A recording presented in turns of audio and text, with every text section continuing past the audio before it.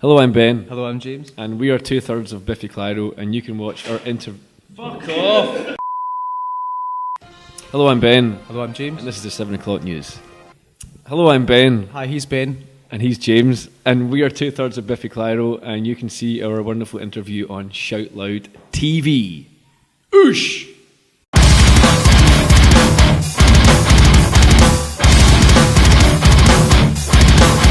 So guys, how's it going? How's the tour been? Fantastic. It's going well. We're in good spirits today, and the tour's been phenomenal so far. It's the first tour we've done with this album, so it's nice to get into a routine, into the swing of things, and be playing for 2 hours every night. It's a lot of fun. You're almost playing the full-length album. What is the reason to choose this setting and playing these songs in a stripped-back manner? I mean, you don't have a big lighting production this time. It's more focused on the songs and having a long set. What was that a decision you made on purpose, or was it just incidental?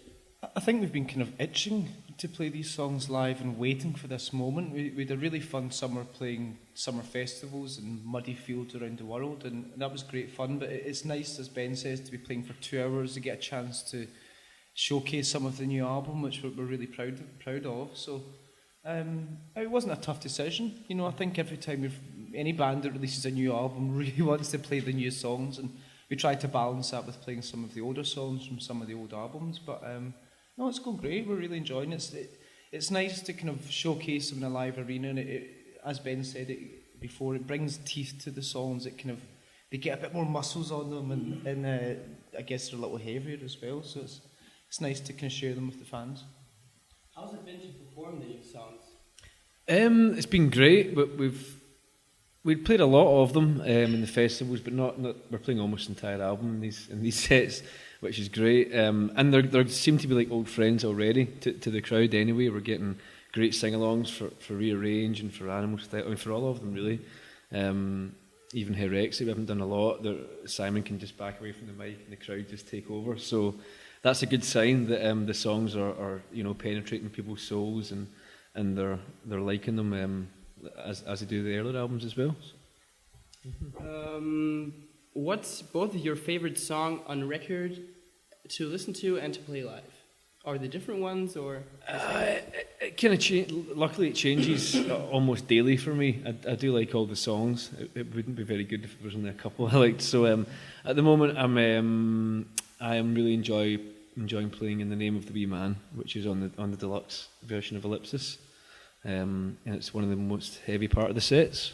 I think my favourite on the record is probably Friends and Enemies. I think we took a few risks with that song, and it was always a great song. From the moment Simon played us the chords and sang it, we knew we were onto something special, but we just weren't sure how to deliver that as a band, and it took a little bit of work in the studio, but the way it turned out, we're really happy with, and that's a really fun one to play live. But I think my favourite might be Animal Style to play live. It's just got really motors along. It really feels that once the song starts, you're kind of holding on for dear life, and it just has a real excitement to it. I want to talk about this song, Wee Man, specifically. What was the decision to play the Wee Man live? I mean, it's a B-side, it's not on the normal album, if you put it like that. I think it's like a good song to kind of bridge the gap between slightly earlier Biffy and new Biffy. I think that's a good way to put it. It definitely has a new kind of texture to it than the older songs, but the fact that it's a bit longer and it takes some left turns and there's a bit of screaming in there as well. I just think it kind of marries our slightly older style with the new stuff, and it just works really well live. Not all songs that you record and put out on a record are going to work live. We might not play. We're not playing Small Wishes in this tour. We might not play that live, and there's been certain songs from other albums as well. But that's a song, even though it wasn't on the 11 tracks, we just think it really works live, and I think it lets some of the older fans kind of hopefully into Ellipsis a little bit more. Okay, nice. If you could choose, or if you were to choose one B-side you had to listen to for the rest of your life from your career, which one would it be? I'll go first if you want. For me, it would be The Rain. a song that Simon often does in soundcheck, and it almost have me reaching for my tissues. It always makes me weep, but just a beautiful song. We get a chance to play that now and again in acoustic sessions, which is nice. It's nice to play some of the songs that don't get an airing very often, so it's nice to go back to some, but I think Ben's struggling. And there's so many. There's so many. I love. Just yesterday, I was walking on the streets singing Thunder Monster. But I'm gonna go with "And with the Scissor Kick" is Victorious. I think that's another belter. Nice choices. Simon said in several interviews that Ellipsis has been a fresh start for you as a band. Why is that?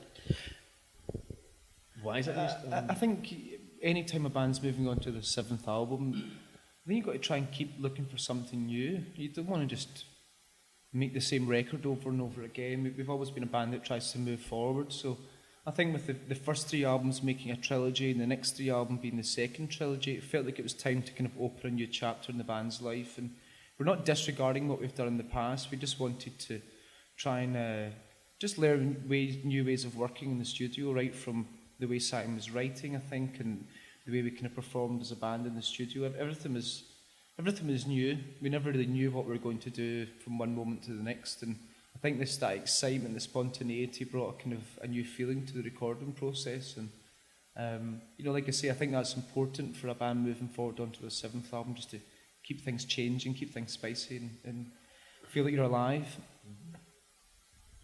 One could say that you had a sort of concept on your last album. I mean, it was a double album, and you said several times that you're not going back to creating a double LP again. But can you say anything about a concept on the new record? Is there a concept, or did you just try to create new, naive songs? Yeah, that's kind of it's not really a concept album at all. We still had the regular amount of songs. Or Simon had written the kind of regular amount of songs before this album, so we had lots, and we have a full B-sides album already recorded that will be coming out hopefully next year sometime. So I guess the concept, if there's anything behind this album, was just to choose a smaller amount of songs, and the criteria for the songs were, do they make the hairs on your neck stand up, and nothing about like showing off musically or any cool licks. That all had to be great songs that would work acoustically, and yeah, that was the bar, I guess. I suppose lyrically there's some themes that run through a couple of songs, but yeah, not really like a concept album, like all under one banner. I think the way Simon was feeling and the pressures that were put on him from outside influences and things really made him show his teeth and the animal instinct, and of course that comes across in Animal Style and Howl and Wolves of Winter. So there's definitely some themes running through the album, but it's not continuous, as broken up with some other ideas, but it's not really just good music. I think that's the concept. Good songs. I can only agree. Speaking about your 7th album and in general albums as a concept and being in a band for many years, where do you see yourself in 20 years? Hopefully still doing this and still enjoying doing Probably it. on stools or sitting down. Yeah, like Westlife. We don't tend to look that far ahead as a band. We've never had a 5-year or 10-year plan. We try to. It's a bit of a cliche, but we try and live in the moment as much as possible. But we certainly don't see an end to this at all. So 20, 30, 40, who knows? We'll still be going. Nice. If you were to form a supergroup, who would it be with, and what kind of music would you be playing? I think we're a supergroup already. No. There's so many musicians and artists that we'd love to work with. We've always fancied working with a female singer, haven't we? Yeah, I think that'd be nice. I think that would match really well with Simon's deep Scottish brogue. I think that would be a nice. I think let's start with a good rock drummer. I'm being replaced first, it seems. Okay, are they going to play along with me? So who's currently the best British rock drummer? Ben was nominated today for best British rock drummer. Don't want to talk about it. It's fine. So we'll let the best British rock drummer. So you get to stay in the band. I get to stay in the band then. We just need a good bass player. There's not many of them around. Let's take. It's tough. We do feel like we're in a really great band. We don't want to change things. Let's do this for fun. We can have some fun. Let's put Dave Grohl on drums, eh? Yeah, he's not bad. He's all right, Dave Grohl. And on bass, we're going to have Jeff. No. Yeah, Jeff. Jeff Ament from Pearl Jam. He's on bass. And then on guitar, I can't think of a better guitarist in the world than Mr. Mikey Benart. Really. Simon Neil, Simon Neil. It's like we're not doing very well good at here. this. We're struggling through. Let's have Annie Lennox and the vocals away. Yeah, it's a weird band. Super in its own right, though. You recently got announced for a Download Festival. What did you think when you were first approached with the offer? And did you have any second thoughts about saying yes to it? Absolutely not. Donington is such an amazing, rich history. I know it's a metal festival, but we do rock pretty fucking hard live. So, I'm sure that you're laughing there. I'm sure there'll be. He's agreeing.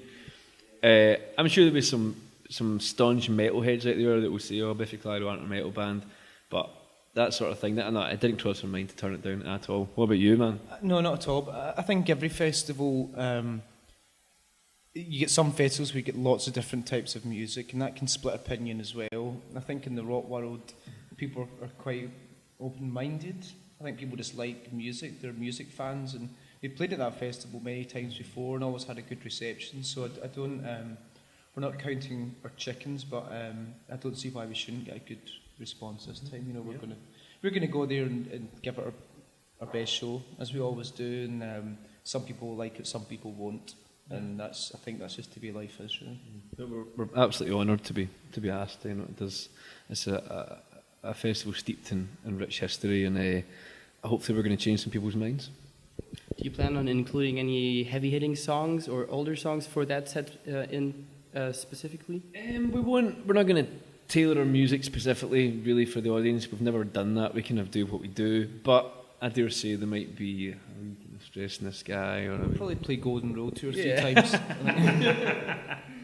Yeah, well, I mean, we do have some heavy songs in the locker, but we're not going to start bringing out kind of really obscure songs that no one knows just to try and please a few metalheads. But we're definitely going to rock. We know that much. But we'll still play, maybe like a Folding Stars or a Many of Horror. We're not going to kid on. We're a different band than we are, Okay, thanks guys for the interview, and have a good show tonight. Thanks very much. Hope you enjoy it.